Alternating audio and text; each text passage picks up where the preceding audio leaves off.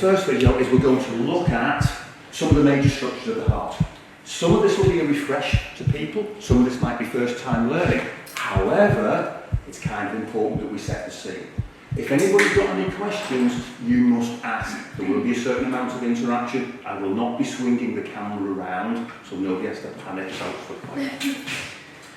Okay, so what is the learning outcome for this first little video? The first learning outcome is we need to understand, when we use that word gross, what we mean is overall. We need to understand the overall structure of the cardiovascular system. That's a big ask. Can't do that all in one go, so we're going to break it down into tiny pieces. So, the first thing we are going to look at, let's flip over on me, is we're going to look at the heart. Because the heart is at the centre of our cardiovascular system. Without that, nothing gets moved around. Nothing gets moved around at all. Okay? So basically, if you forget everything else today, just don't forget, when you are nurses and midwives, somebody will not have any knowledge at all about what the heart is. If you remember this, the heart is simply a pump. What is the heart? It's a pump. And actually, as you begin to see, it's actually two pumps in one. So what is it? It's two pumps in one. Okay? Important to remember. So the heart is a pump. And it's actually two pumps in one. So we look at the heart. We're going to look at the heart chambers. Then we're going to look at some of the main pipes, and then we're going to look at some of the valves. Everybody happy so far?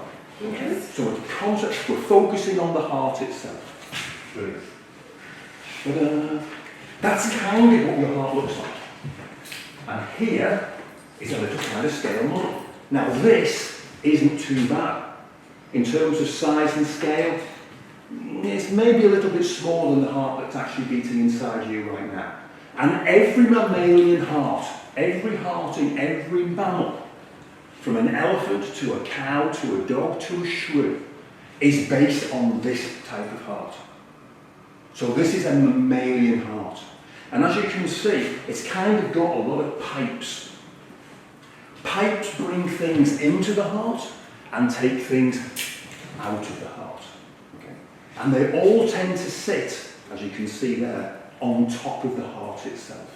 Okay? Everybody still with me? Brilliant. So the heart is a pump. And is it in fact Two pumps in one. Ooh, can I get into it? I like it. Okay, so what is it? When we get in terms of biology, you often see in books it's described as an organ. So the heart is an organ. Okay, kind of an important little thing to remember. Okay? Simple. It's about the size of, some people say 2, some people say 1 closed fist.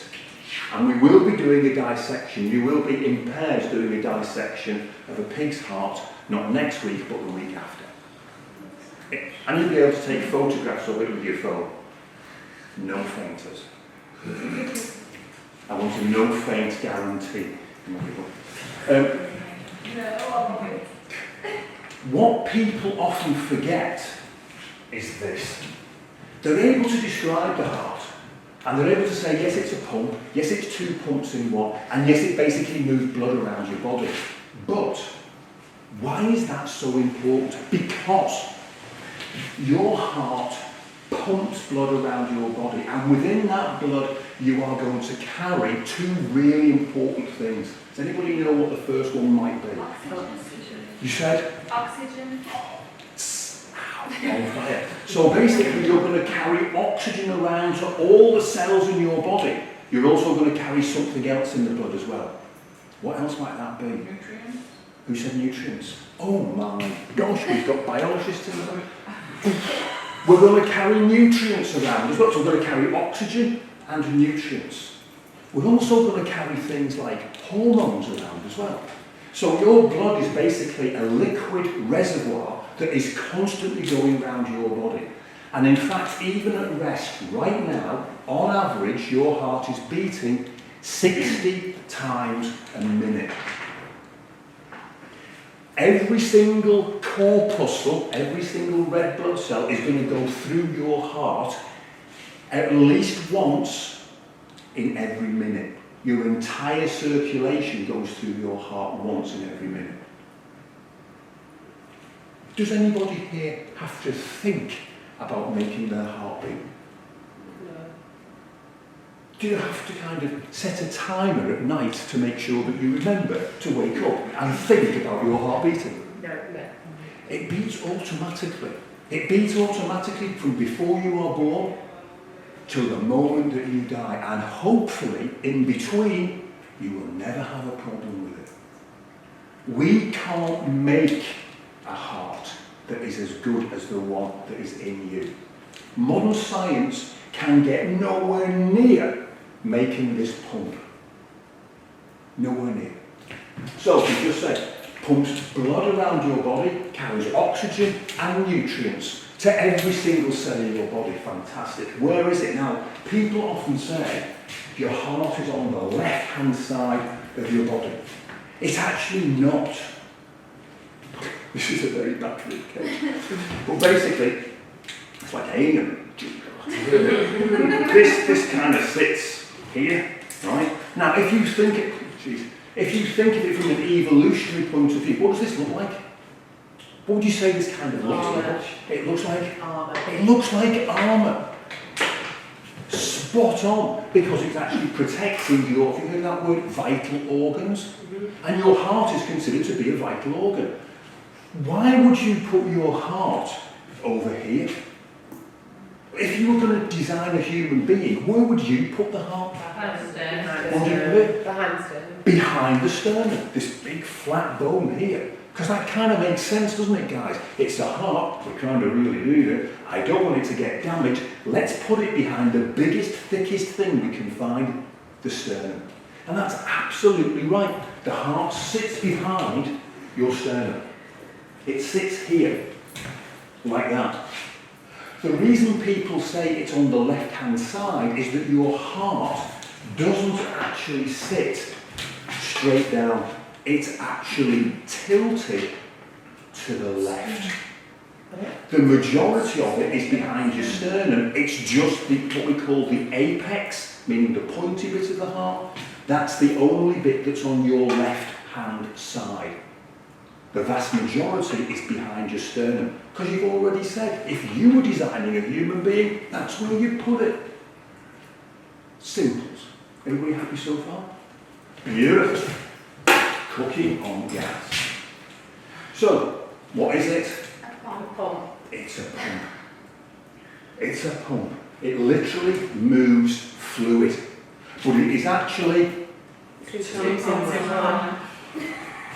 My job here is done. My job here is done. Okay, let's look at this image.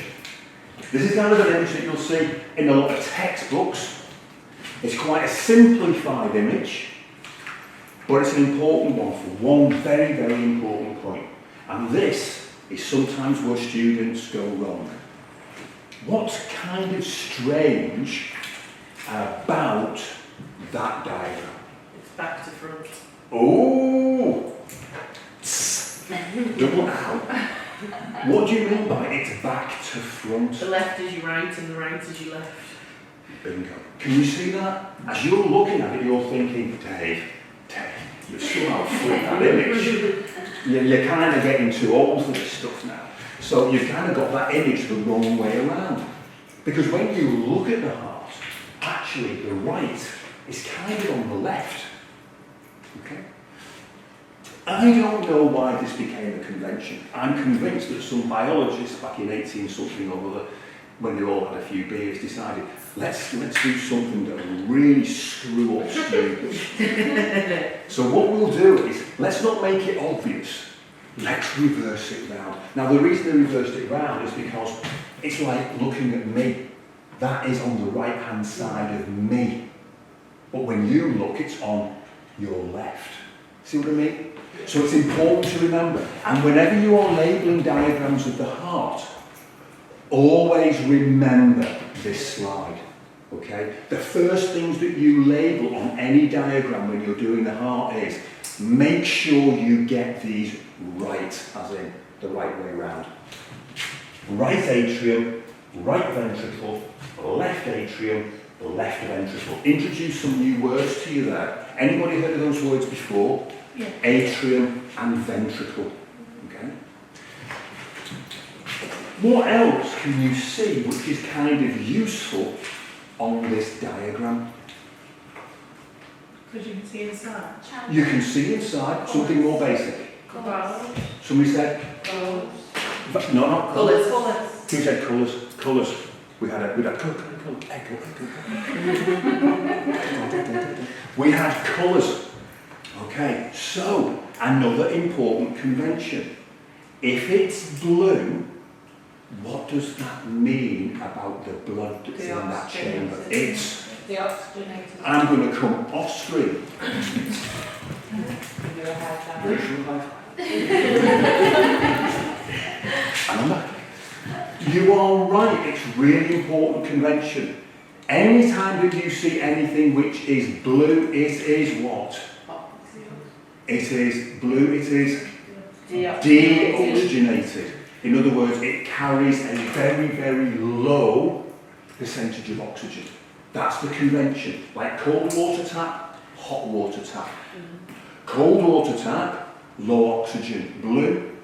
Hot water tap, red, lots of oxygen. Let me ask you another question. Can you see any mixing with the blood in that heart? Does red mix with blue? No, it's all separate. It's all kept separate. The right deals exclusively with deoxygenated blood.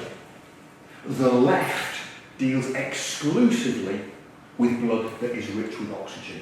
The two never mix in the heart at all. Now can you see why this is? What? 2.2 in one. Everybody see that now? This pump deals exclusively with deoxygenated blood.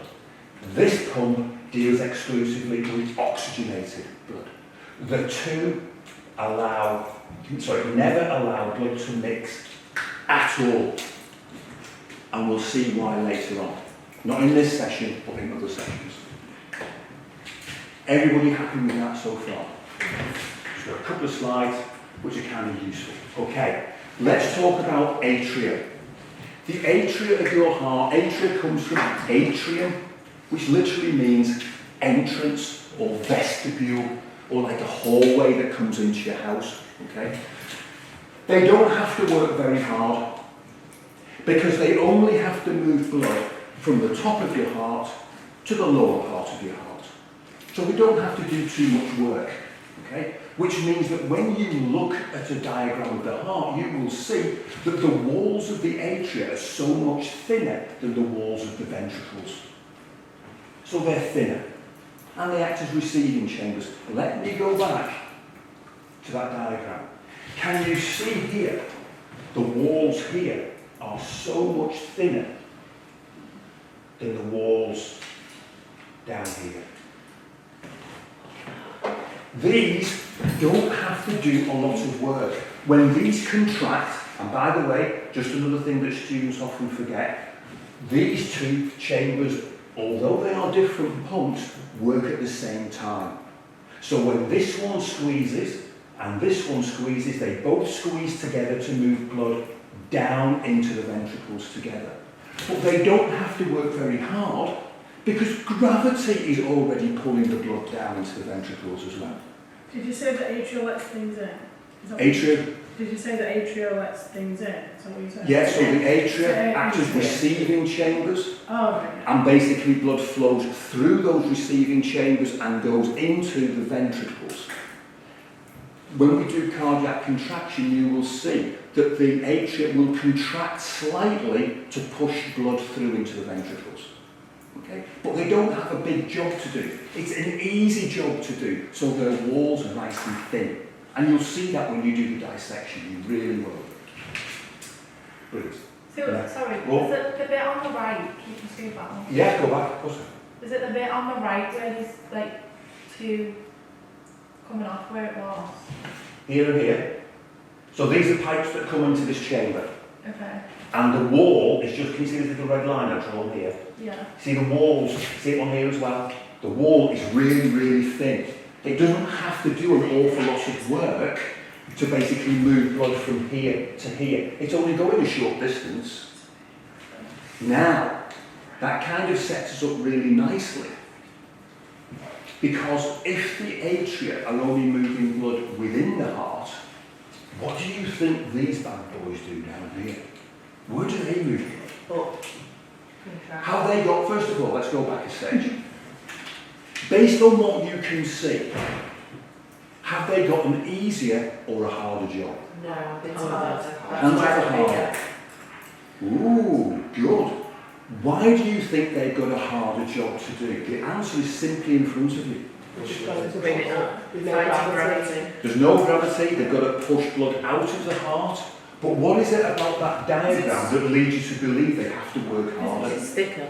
It's Muscle is thicker. the muscle is Thicker. Yeah. Can everybody see? Can you see that? It's the bottom bit, isn't it, where there is yeah. So if I just shade this in green for you, all of this Yeah. is muscle. All of this is muscle. Tracks to squeeze Yeah. blood. Can you see how thick that muscle is in comparison to this? We have a question. Go on. Is the left side thicker?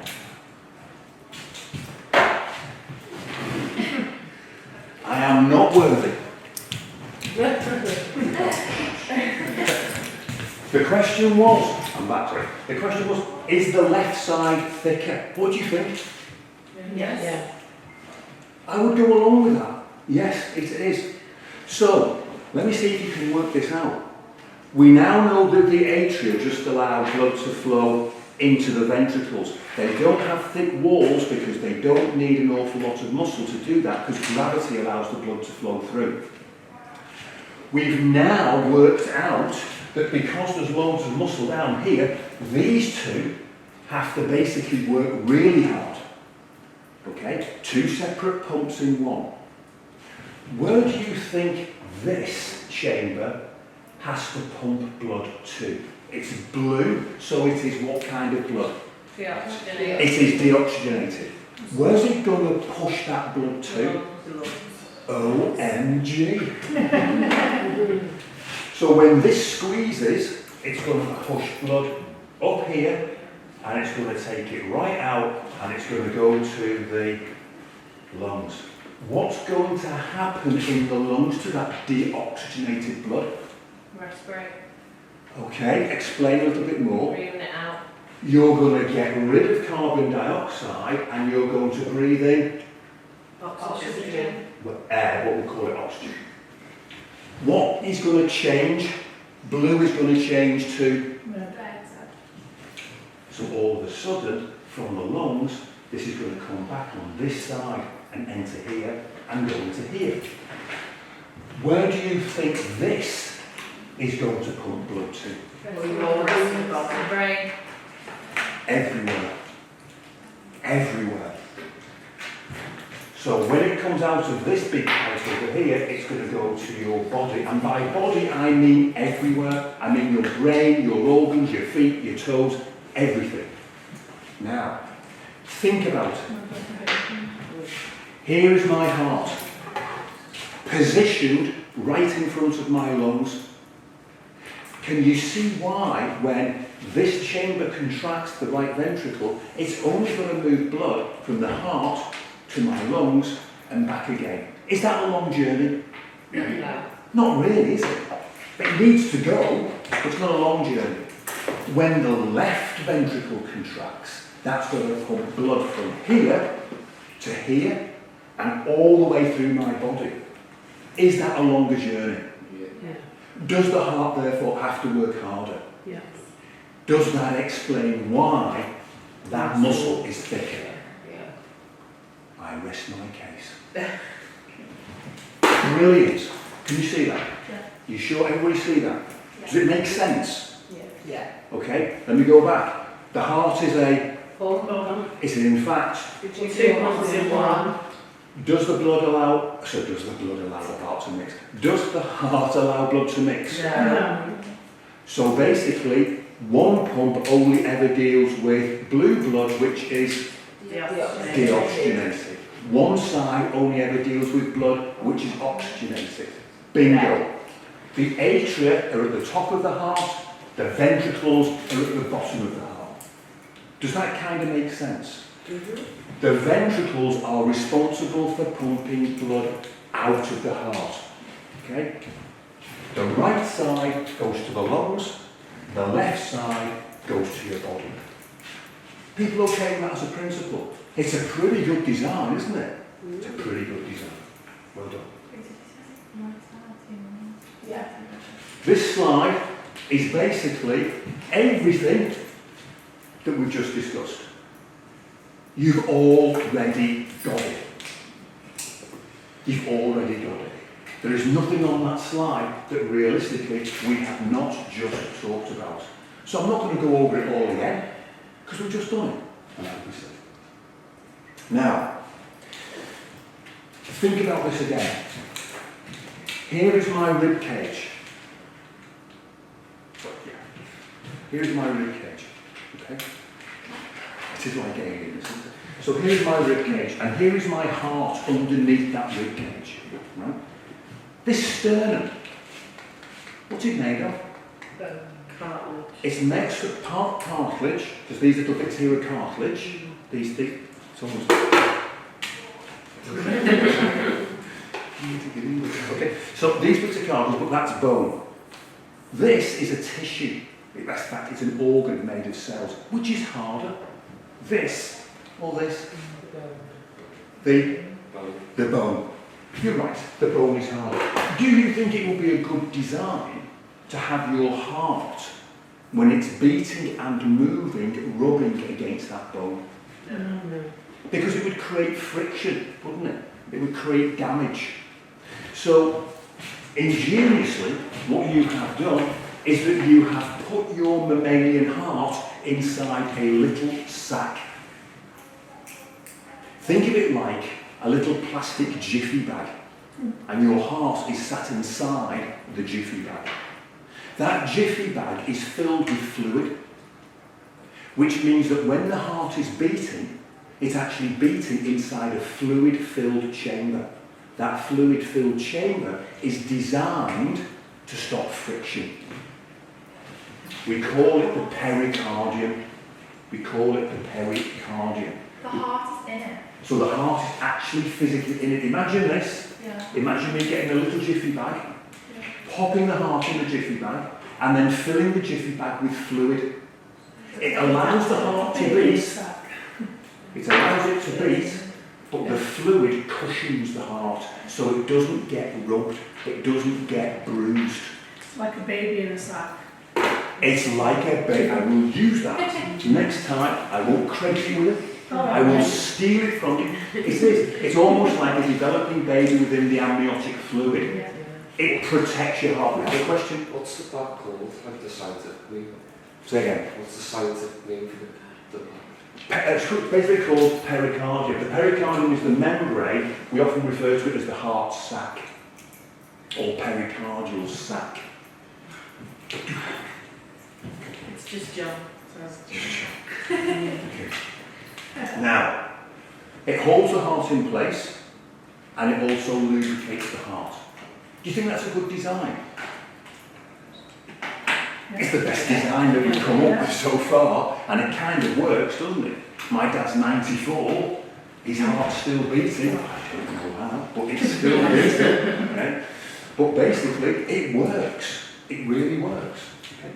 And you just about see that because when we get our hearts, by the way, you won't get the pericardial sac, it's already been removed. Okay? But can you see there on that diagram? Can you see? It's kind of like just a very thin membrane that surrounds the heart. Works really, really well. What is the thickness of fluid in there? Not much. Not much. Not much. If I just go on to this slide, you'll see that this is the heart muscle that we've been talking about, and this is the pericardium on the outside. The outer layer is kind of quite tough, because it has to be, to protect it. The inner layer is the one that secretes the fluid. And in between, I'll just do this in green for you, In between, where is the space? It's here. In between, that is the space. Now we're talking like a millimetre. Anybody know? I have a question. Yes. So say you used to have like a heart operation, Yes, you have to cut in the sac, then how do we yes you fix do. It will heal. It will heal. Does anybody know a condition often associated, we'll close on this, often associated with a heart attack? Feels like a heart attack, but it's not. Anxiety. No. Anybody heard of pericarditis before? Yeah. Pericarditis is when you get an inflammation of that layer and you get swelling. It's often as a result of a bacterial infection. It feels like you're having a heart attack. Why? Because for the first time what the patient feels, Pressure on the heart. yeah, because what the patient feels because of the inflammation pushes that onto that. And so they rub. And that rubbing makes the patient think. Treated with antibiotics.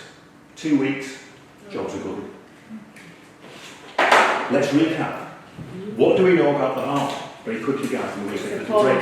The heart is a... Thank you. Whoa. In unison.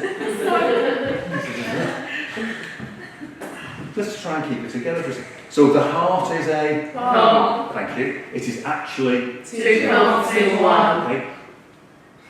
We're very good. Okay. The right-hand side of the heart only ever pumps what kind of blood? Deoxygenated. The left-hand side only ever pumps... Oxygenated. Do the two mix? No. The top 2 chambers are called ventricles. True or false? False. Oh. The top 2 chambers are called ventricles. True or false? False. Good. In fact, they are called atrium. Okay, no, the plural of atrium is atria, by the way, Latin. So atria at the top. The atria have a harder job to do than the ventricles. True or false? False. How do you know that? Because the thickness of the bottom. It's thinner. You're right. Well done. Where else did we go? Okay. The ventricles at the bottom. The right ventricle pumps blood to the lungs. True or false? True. Very good. The left ventricle pumps blood right the way around the body. True or false? True. I rest my case. You are all now biologists. Let's take a break. Heart surgeons.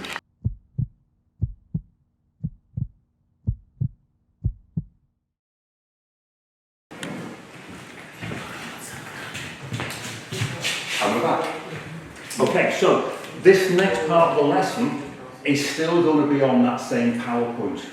Okay, that major big PowerPoint, which was Human Cardiovascular System 2. Okay, this next section runs from, just check this, runs from slide 17 to 36. Okay, on that PowerPoint, and specifically what we're going to be looking at is the main pipes that come into and also come out of the heart. Okay? And we'll also be looking at what's going on inside the heart in a little bit more detail. Everybody okay with that one? Yeah. Brilliant. Okay. So, this is kind of, you could be looking at this thinking, whoa, that's a lot of information on that particular slide. Okay? You will notice that I have copied you this slide, and it is in fact in the pack of information that I have given you. Okay? It is a really useful slide. Hint. Because it gives you a lot of information that you might need. Hint. Which is why I have copied it. What was the slide? Hint. So you have that slide in your pack. Now, let's just put some information onto this. So let's just put some circles around what we already know. So we already know that this is the right ventricle, and we already know that that is the right atrium. we already know that that is the left ventricle, and we already know that that is the left atrium. We've got that off the previous lesson, so we already know those bits. So what are we left with? What we're left with, first of all, we'll deal with, are the major pipes that come in and out of the heart. That's what we're going to look at first. Okay. So let's deal first of all with what side of the heart it is? Right. The right. Let's deal with the right-hand side first, and let's look at some major pipes. Now you can write on your notes that I've given you, you can write on this particular piece of paper that I've given you in your handouts. You can do it right now. Or you can just write it on a piece of paper anyway. It doesn't matter, it's up to you. Okay, we have got two thumping big pipes that come into the right atrium. Okay, has anybody heard of the vena cava or vena cava before? Golden rule, never to be forgotten. Veins always carry blood back to the heart. Never forget that. It's an absolute rule. Veins always carry blood back to the heart. Arteries always carry blood away from the heart. I'll say that again. Veins always bring blood back to the heart. Arteries always take blood away from the heart. Everybody happy with that? It's 100% rule. Never to be broken.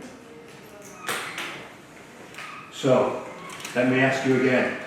Veins always take blood back to the heart. Yeah.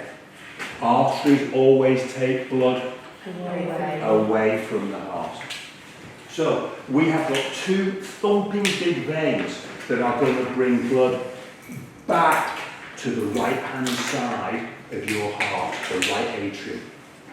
These veins are basically the end stage of taking deoxygenated blood right the way back to that atrium.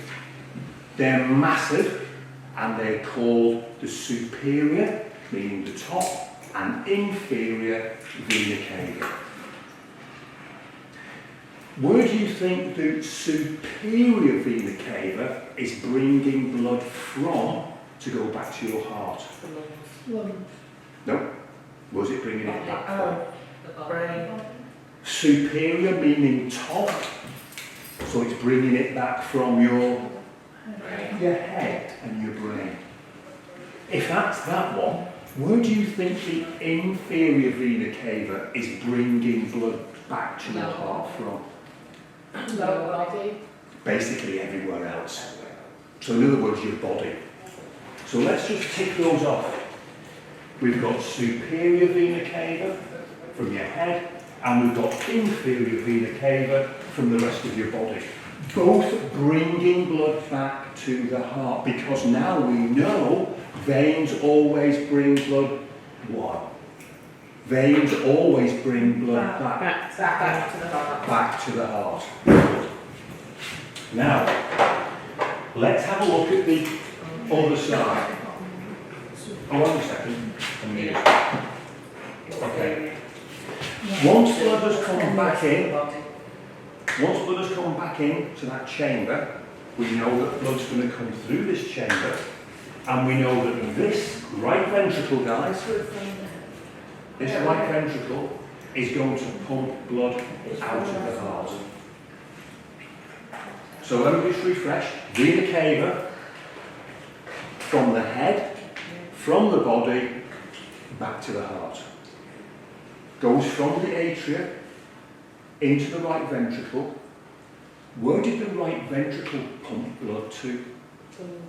It pumped blood to the lungs. So when this contracts, it's going to pump blood up here, and it's going to pump it to the lungs. And it's going to pump it to the lungs through what's called the pulmonary artery. Sorry, can you just repeat that? Yeah. Comes back to the heart, comes back to the heart, from the atria into the ventricle, gets pumped out of the ventricle through this big pipe that we call the pulmonary artery, which is taking blood to the heart. Okay. What's unusual? There's an exception. What's unusual about that?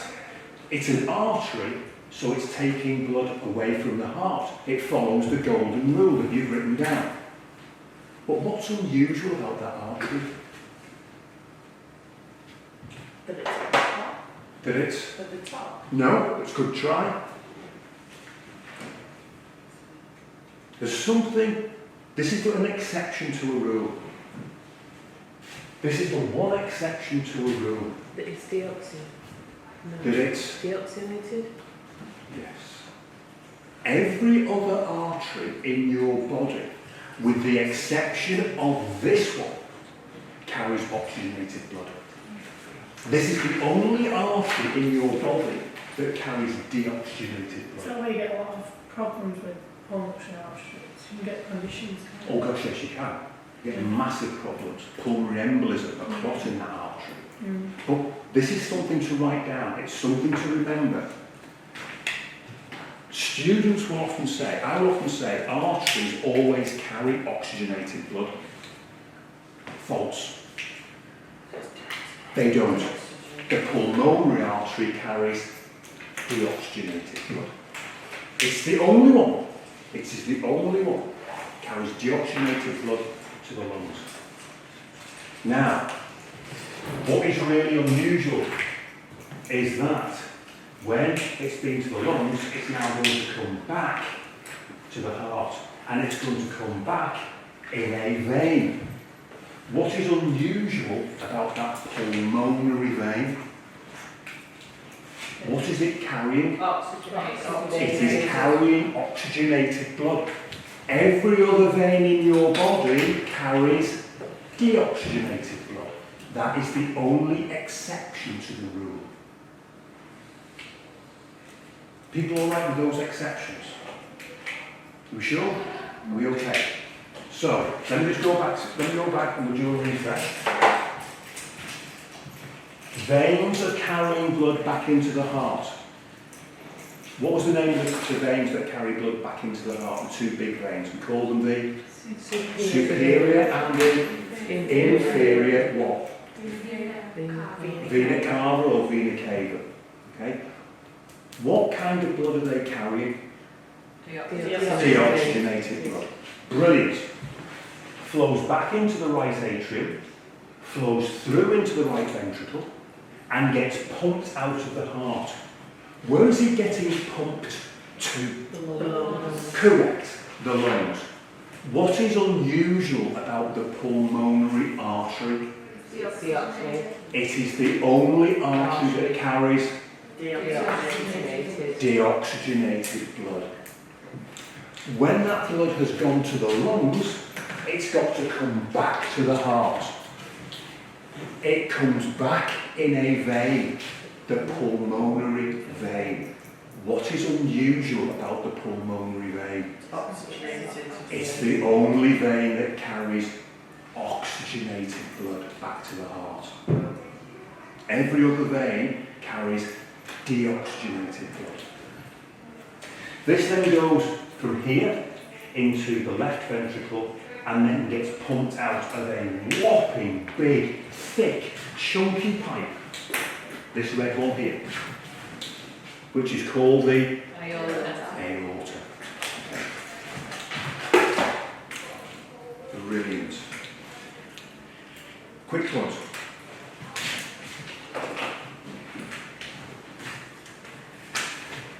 Was a human being designed to do 70 miles an hour?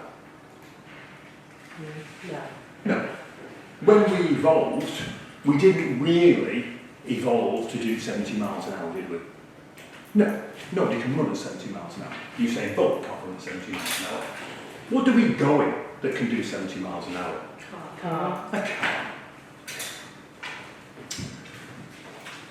Car accidents, trauma. What we would call blunt trauma. In other words, not something that's penetrated you, but something that you have hit can cause massive internal bleeding. And one of the main reasons why people die in road traffic accidents, and unfortunately this is, and I have seen this because I used to be in the police, is that this big pipe called your aorta, right, is very strong. But if you go from 70 miles an hour to 0 in less than a second, say for example if you ran into a wall, okay, this pipe may not survive that deceleration. In which case, what do you think happens to that pipe? It stops working. How? It rips. It's... What's your first name again, sorry? Joseph. Joe? Joseph? Do you want Joseph or Joe? Joe. Joe? Joe is right. It rips. It cannot survive that impact. It rips. In the worst case scenario, it doesn't just rip Joe. It actually comes Mix off. out. Oh, How often did I say your entire circulation goes round your body in a minute? one. So dead in a minute. Less than a minute. Less than a minute. Your heart will carry on beating until it runs out of oxygen, but instead of it pumping it all the way around your body, and also, can you see these little pipes here, to your brain, because these are your carotid arteries here, you simply fill your abdominal cavity with blood. You've got round about 35 to 40 seconds. You're not coming back. And I've seen that happen in road traffic accidents, where somebody has not got a mark on them visibly, and they're dead. Because that pipe has actually come out. Only ever seen it once, on Southport Road in Bootle, where somebody ran into one of the roundabouts. The roundabouts in Southport Road in Bootle are built out of stone, so that this person was speeding, went straight into it, and literally the deceleration forces ripped that pipe out. That happened to my friend. I always wondered what he said, because he said something broke in her heart when she died. I always wondered what that was, so she must have died instantly. Yeah. You've not got long. She looked fine with people in the car. Over the course of our time together, you'll kind of time how long it takes me to mention that's death. Because the job that you're all going into, in many cases, if it's not going to be midwifery at the end, people tend not to go to hospitals when they're kind of bouncy and feeling okay. They're kind of not well. The one thing about this is that very often people can go into A&E and they will not look initially poorly. Because you are right, Joe was right. You can also tear this aorta. People have weaknesses in there. People sitting there now going, oh my God, what is it? Any minute, this could be my last minute. This could be my last minute. Joe could be thinking, thanks Dave for this. You know, I might have a weak aorta. I had a friend who was, believe it or not, singing in the Philharmonic Choir on stage and felt unwell in front of thousands of people and literally had to be helped off the stage. And Joe's right, that because of her singing, she must have had a weakness in her aorta anyway, and the aorta tore. And she now had to be rushed to hospital, and she's got a scar literally from here right the way to here. And we'll talk about how we repair things, but basically it's a fabric stent. In other words, they literally had to stent the entire aorta right the way down. She was so lucky. Never diagnosed, no family history, nothing. You're all going, dee, dee, dee, dee, dee. Looking at one another going, dee, dee, dee, dee. That's nice name as well. And that's a happy thought, so then that could be sexual. Okay. So, quick recap, guys. Quick recap. What do we know? Right atria, right ventricle. left atria, left ventricle. Main pipe going back into the right hand side of your heart, into that atria, vena cava, inferior, superior. Goes through, blood goes through into the ventricle, gets pumped out through the pulmonary artery, which is unique because it is what? Deoxygenated. It's the only artery that does what? Carries. Deoxygenated. Brilliant. Takes it to the lungs, comes back through the pulmonary vein, which is unique amongst veins because it is the only vein that carries oxygenated blood.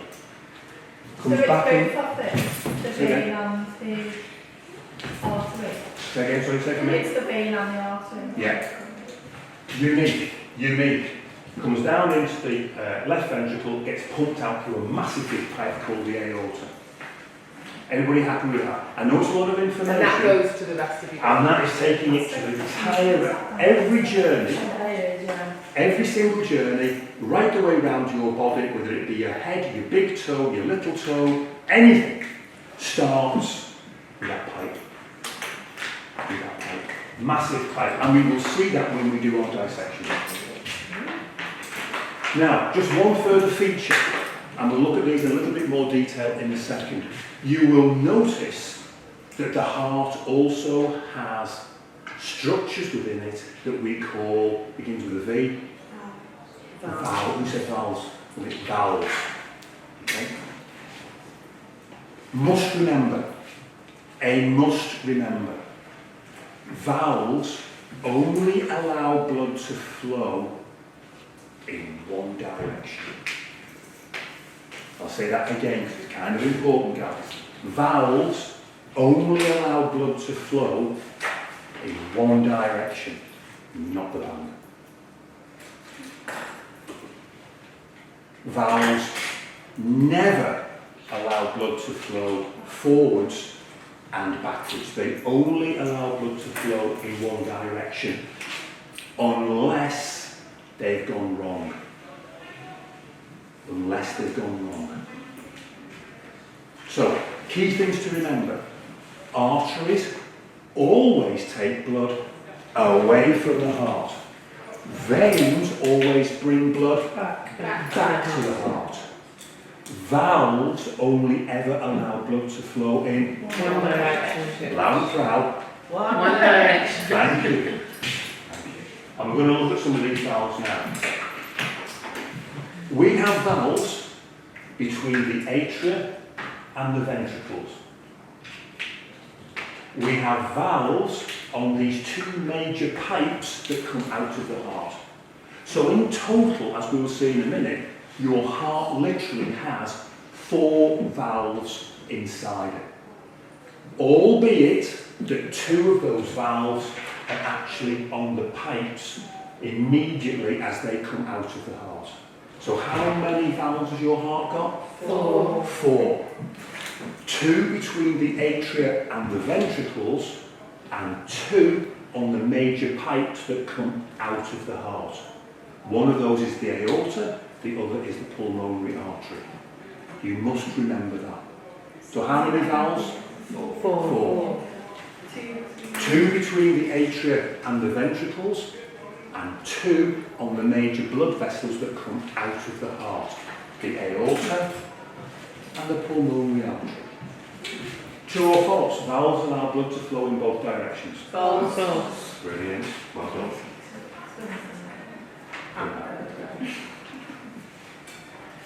So, this is kind of a nice slide, and I think I've actually copied you this off.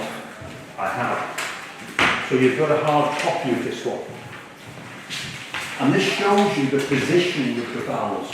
How many valves in the heart? 4. Thank you very much. So we know we have got 4 valves in the heart.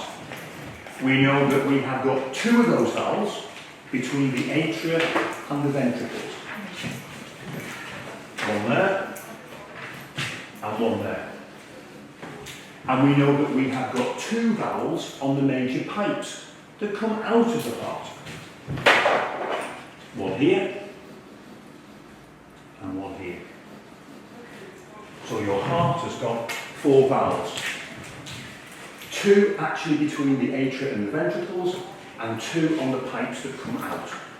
And valves only allow blood to flow in One direction. one direction. Okay. So what are the names of these valves? I will accept, when you're doing your notes, I would accept any of these words that you now use and can see here. Some people refer to it as the right AV valve, atrioventricular valve, AV valve, a valve between the atria and the ventricles. So we abbreviate it to AV, atrioventricular valve. Can that make sense? Cool. Now, that valve, when you look at it, and we will see this when we do the dissection, is actually made of 3 pieces. 1, 2, 3. Can you see now why we would also call it the tricuspid valve? Because it's made of 3 pieces. I will accept either of those. You could either call it the atrioventricular valve or the tricuspid valve. Oh, right. We don't need to stress that there's 2 different. No, they both mean the same thing. I'll accept either as a correct answer. Is that okay, guys? So you can put right AV valve. Right AV valve. Now, okay, what I would say is for the first time that you use that abbreviation in any biology, you put it in full. So the first time you use it is atrioventricular valve, open brackets, AV valve. After that, I know that you know that AV stands for atrioventricular. Is that okay? Joe, is that okay with you? Yeah. Cool. Now, let's look at these 2 to stop that valve blowing open the wrong way. So they kind of act like guide ropes holding a sail. And that papillary muscle pulls the cords this way and stops that sail from opening. It stops the valve from opening the wrong way. Stops it from breaking. Stops the valve from blowing open the wrong way. You'll now notice that we've also got some other valves that we need to talk about. These are the valves on the pipes. And we've got what we call semi-lunar valves. One on the pulmonary artery, and we've got one on the aorta. The reason we call them semi-lunar valves is because the first time they were drawn, and one of the first persons to draw the anatomy of the heart was in fact Leonardo da Vinci, he said that they looked like a half moon. So they were called semi-lunar because they actually look like a half moon shape. And we will see them again when we do the dissection. Quickie, true or false? Valves allow blood to flow in both directions. False. Brilliant. Only ever allows it to flow in one direction. Have a question? Do I have a question? Yeah, could you pronounce what the heartstrings are called? Cordae tendineae. Cordae. Cordae tendineae. Latin. You need to know that. You just need, you don't need to say it, but you do need to know it. What? Yeah, right. Okay? And basically, cordae, a cord that's made of a tendon. Cordae tendon. You can kind of think of them as guide ropes. And we'll see them when we do the dissection. I promise you. Done that.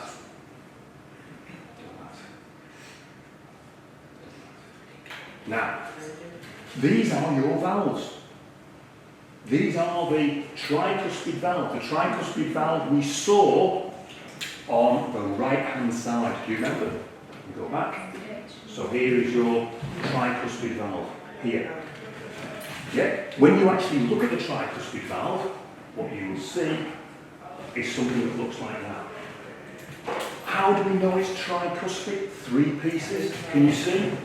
1, 2, 3. So there are 3 pieces that open. Each of those pieces underneath has got those cords hanging onto it. And we'll see what the relevance of those cords are when we do how the heart contracts. Okay? But for now, it's important to remember that you've got those cords attached to that capillary muscle. Everybody okay with that? Brilliant. Here is the one on the opposite side. a bicuspid valve because it's only got two pieces that open and close. Tricuspid, bicuspid. Both of these valves sit between the atria and the ventricles. Okay? You okay? Yeah. Brilliant. And now we have some sounds. Anybody heard of that sound before? When you describe your heart beating, very often people will use a convention. And that convention is lub-dub. Everybody say lub-dub? Lub-dub. Not lub-dub, lub-dub. Lub-dub. So we still saying lub-dub? Lub-dub. Lub-dub. We're getting there. We're getting there. I've given you a handout on heart sounds. He said. Which is that one. It's on the reverse side. And I just want to spend just a teeny amount of time talking about heart sounds. Because those heart sounds you listen for using a stethoscope. What do you think might make that first heart sound lub? What do you think is happening in the heart to The make that? closing. Say again? Closing. The valve. Which valves? Go on. AV. No. Yes. Yeah. So the first heart sound is when the valves between the atria and the ventricles slam closed. So you know those valves that we looked at before, which are, sorry, go back, which are here. When these valves slam closed, they make the first heart sound, which is Lub. lub, lub, and it's loud. Lub. Is that just one side? Both sides together, both close together. Alright. Left and right, both close together. And when they slam closed, like a door slamming closed, they make your first heart sound, which is Lub. lub. And it's loud. Lub is always louder than dub.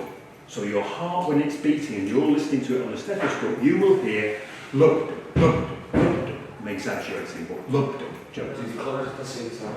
Yeah, open and close at the same time. Brilliant question, well done Joe. Both of them close and open at the same time. Those AV valves open same time, close same time. When they close, Joe, first heart sound, lub. And very often in textbooks sometimes, Joe, what you'll see is S1, sound 1, okay, equals lub. And lub is always louder than dub. So when you're listening to a heartbeat, it's very often lub, dub, lub, dub, lub, dub, lub, dub. If lub is created by the AV valves closing, what do you think is happening to make the sound dub? Open. Open. Great answer, but no, that's not when they're opening. The other valve. Which are, what were they called? The valves on the pipes, which were called Semi-valve. semi-lunar valves. Can we see that? Semi-lunar valves. When the valves on the pipes close, that creates your second heart sound, which is dub. Oh, right. So when your first valves close here and here, it creates your first heart sound, which is lub. Just two noises then. When these valves slam closed on the pipes coming out of the heart, it creates your second heart sound, which is Dub. dub. Often referred to as S2. Sound 1, sound 2. Sound 1, lub. Sound 2, dub. Sound 1, lub. Sound 2, dub. And the lub is the right AV, isn't it? That one closing. The lub is right and left AV. The dub, semi-lunar valves, closing. So, is it the RV and LV closing? Yeah. Valve sounds, the sounds of lub and dub are always made by the valve slamming closed.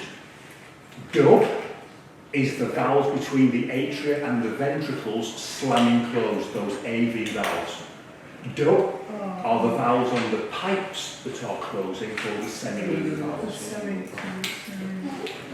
The reason why, guys, stay with me a second, the reason why lub is louder than dub is easy. Because the AV valves are bigger than the valves on the pipes. So they make a larger noise when they close.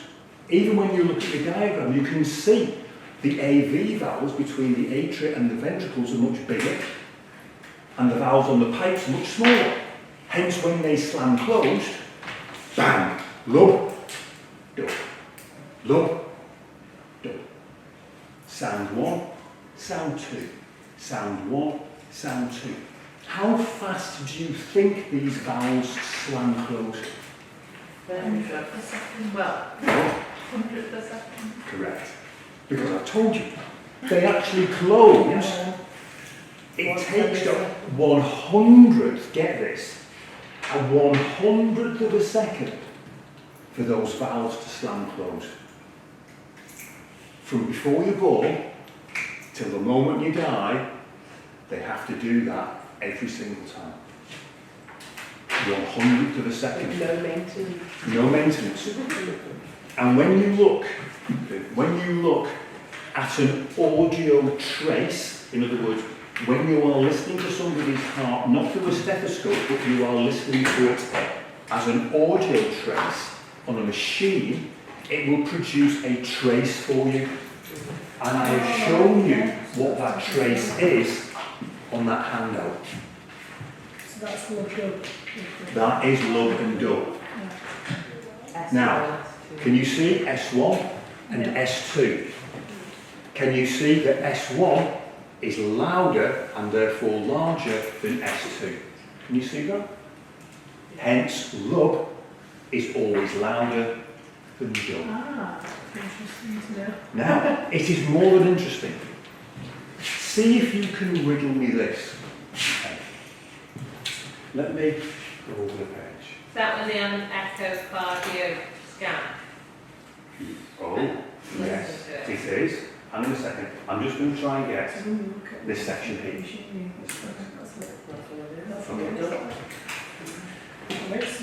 I'm going to draw those traces, but I'm going to draw them a little bit more simplified. Okay? So instead of drawing them as you've got them there, I'm just going to draw them as a straight line. Okay?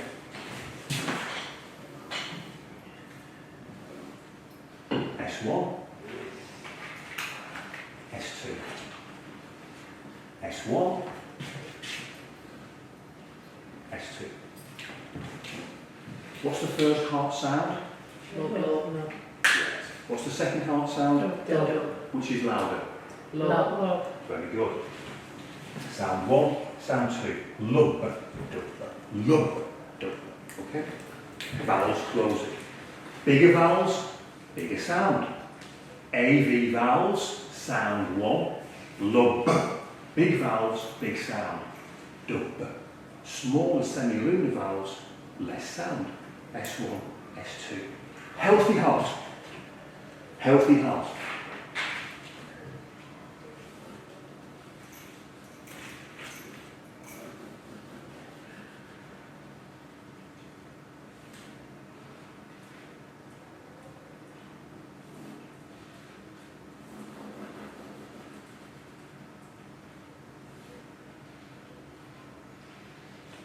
Healthy heart or not healthy heart? It's not closing to the valve. I am not worthy. What is not happening? First of all, everybody okay? Is that trace healthy or unhealthy? Unhealthy. It's unhealthy. It's unhealthy. Okay? Now, what is causing that problem? Anybody got any ideas what might be causing that problem? I don't whisper here, and I'm going to go there. They're not closing the second valves. No. You are First and first. you're close, you're real close. Not closing as fast as they should. You are real close. You're both definitely So Do you that's know- faulty. Defect in artery. Not, it's a defect, but not in the artery. But you In the are valve, all in on the the valve. right lines. It's a defect. They are not closing properly. They're closing together at the same time. And yet, basically, they're not closing properly. They're closing at the same time. It's closing at the same time, but the S1, in other words, the valves between the atria and the ventricles, are not closing properly. You are right. So, bearing in mind what we're listening to is a sound, what do you think might be causing that sound? Blockage. Not quite, Joe, but you're getting real close.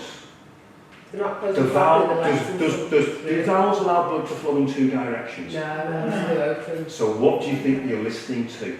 They're bringing If the pressure. valve isn't closing properly, what are you listening to? The flow of blood.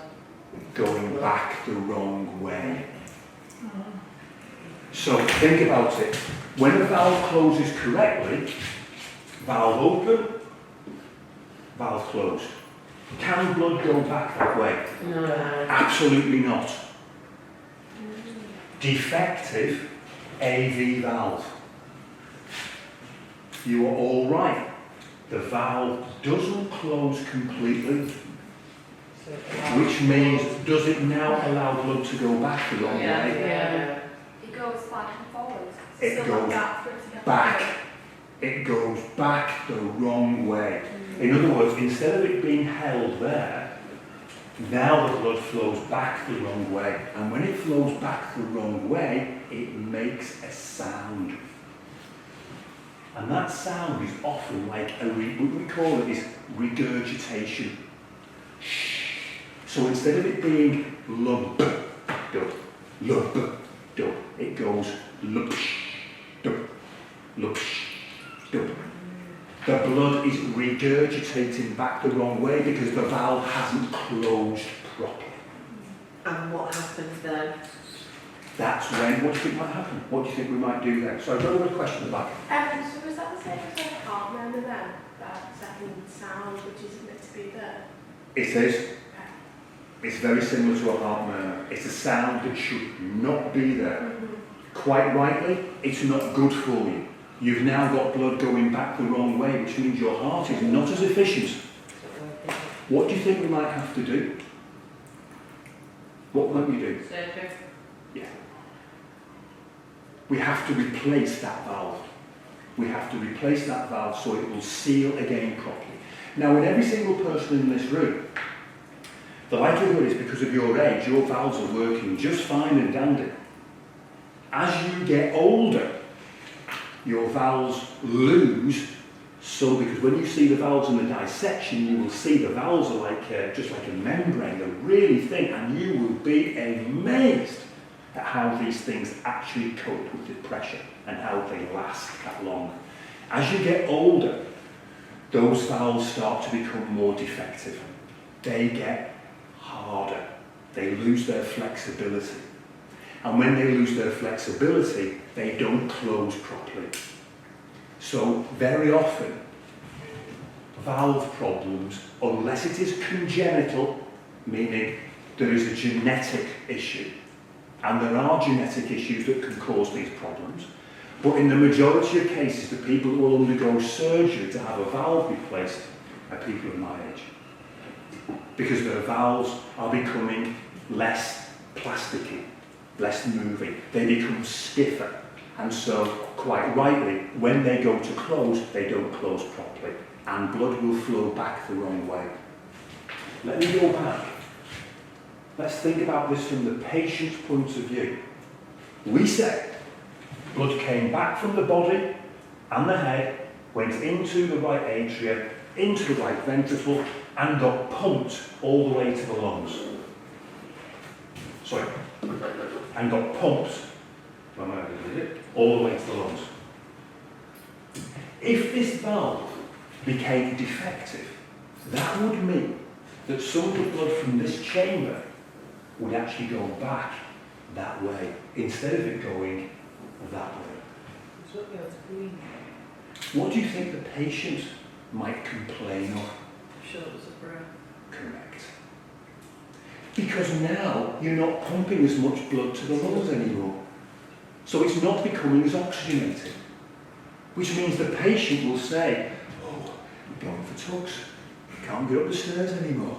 Constantly out of breath. You might find that their lips are starting to go a little bit, what? Blue, which we call cyanosis. A sure sign that you're not getting as much oxygen. You might find the patient saying, I get confused. I forget where things are. When I turn round, everything goes a little bit blurry, a little bit dizzy. When I get up out of the seat, I feel a little bit lightheaded. Because all of a sudden your pump isn't as efficient anymore, is it? Because that valve doesn't seal, your pump isn't pumping all that blood to be oxygenated. It's only pumping a percentage of it now to be oxygenated, which means any additional exercise that you undertake, any additional strain, even getting up and moving, all of a sudden your body is telling you, I'm running out of oxygen. Got a question from Joe? That's why you've got surgery to fix that. Yeah. Can you make that stronger, something less tired and less? Good question. The valves that we put in are nowhere near as good as the ones that we've actually got, number one. But yes, we can introduce valves. And just flick forward to show this one. So we just done that. So we go back to that. So here is an X-ray that actually shows a heart and some of the valves that have actually been replaced in the heart. That is a valve. Okay, that's an aortic valve. So that is a valve that you would put on the aorta that comes out of your heart. In other words, one of the semi-lunar valves. What the surgeon has to do is literally, get this, sew this Wow. all the way round inside your aorta. And it has to be completely leak-free. Because you can't have any filtering around the edges because then you get that regurgitation again. These are on a pivot. So these will either flick out or flick in. Open or close, depending on the pressure pumping through them. Open or close. This valve is nowhere near as good as the one that you have got. But it is better than a defective one. They do have a shelf life. Normally, people can have valves fitted and then need more valves fitted. I would say as a rule of thumb that unless people are having heart replacement, not heart replacement, but valve replacement early on in life, these things will probably see a person out if they're having them fitted at say 60 or 70. But if you're having them fitted younger, they probably won't. They're not as good. And come back to this. To get to that, we literally have to break this. Then that's not strong then, isn't it? No. So that has to be broken and opened. And then we have to stop your heart because we can't replace the valve while it's still beating. So we then have to breathe for you, and we have to get your heart to beat for you as well. We have to circulate the blood for you. In other words, we take the blood out of your body, put it in a pump, oxygenate it, and then put it back in again. Because your heart is not beating while we're doing this operation. You know the blood the bit that gets through, Yes. where does that just stay in that area, or does that not go back the other way? Right, so if I'm in the ventricle, here, and this is the atria here, and we have a valve here, okay? Vena cava, bringing blood into the atria, gets pushed through into the ventricle. Yeah. This squeezes, right? And now, in a healthy heart, I go out through the pulmonary artery. But if this valve is defective, I then have the opportunity to either go the right way or the wrong way. And that wrong way is that regurgitation sound that you hear. And that blood gets squeezed back this way. which means the next time your heart beats, it's then going to pump it back again. Now what's happening It is stays there. so it stays there and then comes back. Now when it comes back again, it then has an option. Do I go back there again, or do I go out through the pulmonary artery? But what you're doing is, you're not maximising the efficiency of your heart. So what would It's it just a be? wasted journey. It's a wasted journey, and what can happen is that to cope with that, your heart actually gets bigger. It's trying to cope with the fact that it can't, you're running out of oxygen. So very often people who complain of things like this, valve problems, will have what we call a heart enlargement. The heart will actually start to get bigger because it's trying to compensate for the fact that it's not pumping enough blood around your body. Why else have an enlarged heart? Sorry? Is an enlarged heart when it's trying to work harder? So people... You can either, your heart will either get bigger through two things, normally. Because my mother-in-law's got an enlarged heart. One will be Weight. through exercise, Yeah. because athletes using a pump, you're training your pump to do more work. Or B, there's a problem. There's a problem. There's only normally two. Yeah. There's variations within the theme, but there's normally two things. We've done really well today. I'm not going to push my luck by going on to something else, but we are going to do a very, very quick recap.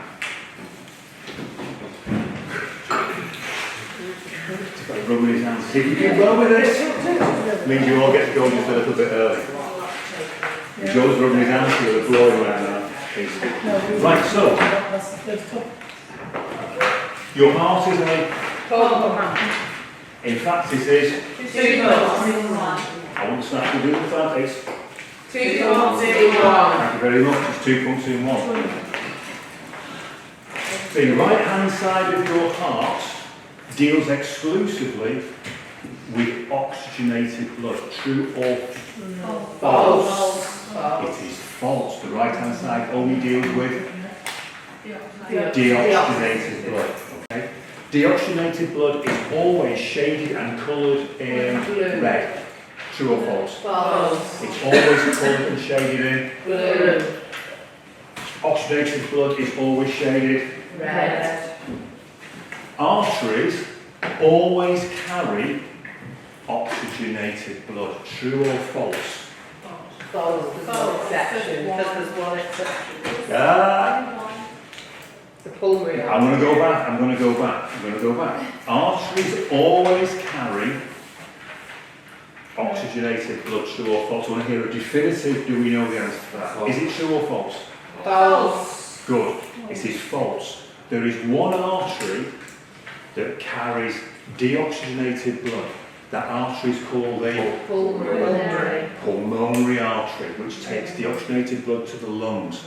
Veins always carry deoxygenated blood. True or false? False. False, because there is a vein that carries blood from the lungs back to the heart called the pulmonary vein. Pulmonary vein, which brings it right the way back, Joe, to the heart, the pulmonary vein. That is carrying oxygenated blood. Boom. Brilliant.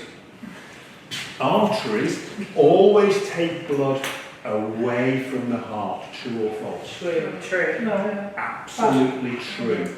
Arteries always take blood away from the heart. True or false? Veins always bring blood back to the heart. True. True. Absolute true. The one that students get mixed up with is occasionally I might ask that question, veins always carry deoxygenated blood, and you know now that that is not true. We have at least one vein that carries oxygenated blood. We have one artery that carries deoxygenated blood. How many valves in the heart? Oh. Brilliant. We have two valves between the atria and the ventricles. They are called AV valves. Okay? These are the valves that have the cords attached to them and the papillary muscle. We have two valves on the pipes that go out of the heart. One on the pulmonary artery, one on the aorta, and they are called what? Semi-lunar. Semi-lunar valves.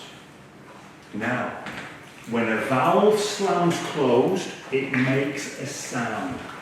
Love. What is the sound of a normal heartbeat? Love. Okay? Dub is louder than love, true or false? False. Love is always louder than dub. Love is louder because the AV valves are bigger, so they make more sound when they close. Convention says that sometimes on an audio trace you will see lub and dub represented by sounds S1 and S2. If you get a defective valve, it means blood will regurgitate through the valve the wrong way. And what you are listening to in that regurgitation is blood going in a direction it's not supposed to go in. And that creates that echo. So instead of hearing lub, you would hear rub as blood flows back the wrong way, because valves only allow blood to flow in One direction. I rest my case. Well done. Session ends. Brilliant. Thank you.